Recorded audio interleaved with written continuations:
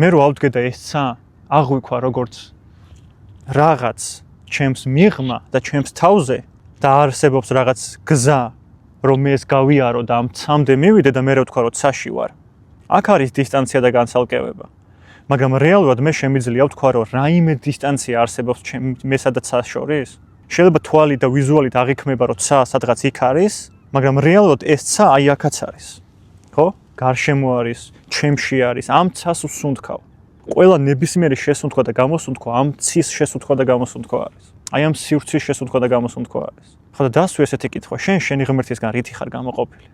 შენ თუ იტყვი რომ ღმერთი არის პიროვნება, ის რაც ბავშვობაში გასწავლეს, რითაც გაგზარდეს, რა სიმახინჯეებით შთაგაგონეს, მაგას თუ შენ დაარქმევ ღმერთს, მაშინ კი ბატონო არსებობს დისტანცია და ეს დისტანცია დაუფარავი მანძილია. ჩვენ ვერ მივართ ამ ღმერთამდე ვერასდროს.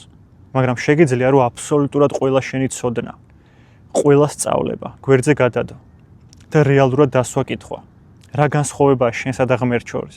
რა დისტანცია არსებობს შენსა და ღმერთს შორის? შეიძლება აღმოაჩინო რომ ეს ცა არაფერია სხვა თუ არა ღმერთი.